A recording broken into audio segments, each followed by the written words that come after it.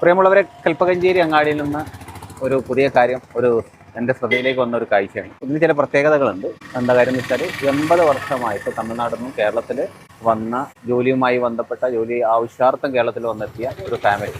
അപ്പോൾ അതിലൊരാളാണ് നമ്മൾ പരിചയപ്പെടാൻ പോകുന്നത്.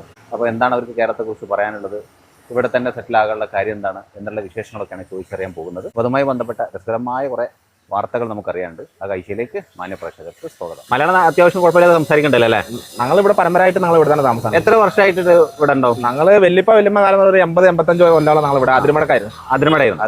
അപ്പോൾ ഇവിടെ മാറ്റം ഒരു 10-12 കൊല്ലമായി. ഇങ്ങോട്ട് മാറിയിട്ട് വന്നിട്ടുണ്ടോ? കൽപ്പഞ്ചേരി. അപ്പോൾ അച്ഛനായിട്ട് വന്നതായിരിക്കും. അച്ഛനായിട്ട് വന്നത്. ഓക്കെ. അച്ഛനിപ്പോൾ ജീവിച്ചിരിപ്പുണ്ടോ? അച്ഛൻ മരിച്ചു പോയി. അമ്മ ഉണ്ട്, നാട്ടിലാണ്. അമ്മ നാട്ടിലാണ്. ഓക്കെ. അപ്പോൾ ഇവിടെ കേരളത്തിൽ വന്നിട്ട് ദിവസം ഇവിടെ തന്നെയാണ് പ്രസവം എന്നൊക്കെ ഞാൻ അറിഞ്ഞു. കേരളത്തിലാണോ ജനിച്ചത്? കേരളത്തിലാണ് ജനിച്ചത്. നമ്മൾ ജനിച്ചത് കേരളത്തിലാണ്. കേരളത്തിലാണ്. ഓക്കെ. അപ്പൊ കുട്ടികളൊക്കെ ഇല്ലേ? കുട്ടികളൊക്കെ ഇവിടെ പഠിക്കാണ്. എത്ര മക്കളുണ്ട്? 2 ആളുണ്ട്. 2 മക്കളുണ്ട്. അവരെവിടെ? കടങ്ങാത്തുണ്ട്. മൂത്ത കുട്ടിയാണ് ഹൈസ്കൂളിൽ കടങ്ങാത്തുണ്ട്. Okay. Government vocational higher secondary സ്കൂളിൽ. മൂത്ത മകൻ എത്രാം ക്ലാസ്സിലാണ്? 6ാം ക്ലാസ്. പിന്നെ മകള് 4 ഇവിടെ ഐനാലിൽ. ഐരാനി സ്കൂൾ. ഓക്കെ. 4ാം ക്ലാസ്. ഓക്കെ. അപ്പോൾ ഇങ്ങനെയുള്ള കാര്യങ്ങളായിട്ട് ബന്ധപ്പെട്ട് ഇപ്പോഴത്തെ ജോലി എന്താ? ഇപ്പൊ വിറക് പൊളിക്കുന്ന മെഷീൻ ഒന്ന് ഇറക്കി. വിറക് പൊളിക്കുന്ന മെഷീൻ. ഓക്കെ. ഇതുമായി ബന്ധപ്പെട്ട വർക്കായിട്ടാണ് പോകുന്നത്. അതെ. ഓക്കെ. അപ്പോൾ ഈ 30 വർഷമായിട്ട് അപ്പോൾ ജനിച്ച് വളർന്ന് വിദ്യാഭ്യാസം നേടിയിരുന്നോ? ഇല്ല, വിദ്യാഭ്യാസം. അപ്പൊ നമുക്ക് നേടാൻ സാധിക്കാത്ത വിദ്യാഭ്യാസം മക്കളിലൂടെ നേടാൻ വേണ്ടി ശ്രമിക്കണം അല്ലേ? അച്ഛൻ മരിച്ചുകൊണ്ട് പഠിച്ചില്ല. അച്ഛൻ മരിച്ചുകൊണ്ട് വിദ്യാഭ്യാസം നേടാൻ സാധിച്ചില്ല. ഓക്കെ. എന്തായാലും ഇപ്പൊ മക്കളെ ഇവിടെ നാട്ടിൽ തന്നെ പഠിക്കും. കേരളത്തിലാണ്. നന്നായിട്ട് മലയാളം പഠിക്കേണ്ടത്. നല്ല. അപ്പൊ എന്തായാലും നിങ്ങളെ സംസാരത്തിൽ തന്നെ അറിയാൻ പറ്റും, നല്ല ക്ലിയർ ആയിട്ട് മലയാളം സംസാരിക്കുന്നുണ്ട്. ഓക്കെ. 30 വർഷമായിട്ട് ഇവിടെ ഉണ്ട്.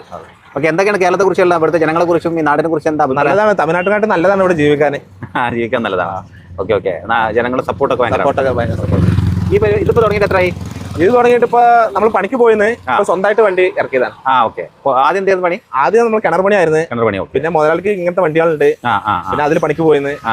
പിന്നെ അതില്ലാതെ പിന്നെ നമ്മൾ സ്വന്തമായിട്ട് ഒന്ന് ഇറക്കാന്ന് പറഞ്ഞിട്ട് സ്വന്തമായിട്ട് തുടങ്ങി.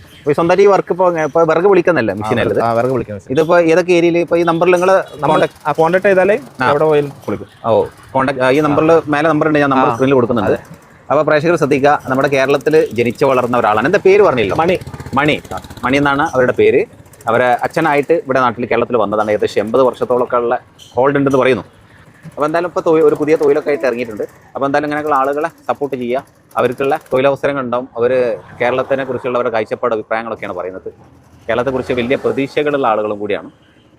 അപ്പോൾ എന്തായാലും അദ്ദേഹത്തിൻ്റെ സംസാരങ്ങളും അദ്ദേഹത്തിൻ്റെ മക്കളെ ഇവരെന്ത് ചെയ്യുന്നു, ഇവിടെ തന്നെ സ്കൂളുകളിൽ പഠിപ്പിക്കുന്നു. അദ്ദേഹത്തിന് പഠിക്കാൻ സാധിക്കാതെ പോയത് തൻ്റെ മക്കൾക്ക് അത് സംഭവിക്കാതിരിക്കട്ടെ എന്നൊരു തിരിച്ചറിവും കൂടി അദ്ദേഹത്തിൻ്റെ സംസാരത്തിലൂടെ നമുക്ക് മനസ്സിലാക്കാൻ സാധിക്കുന്നുണ്ട്.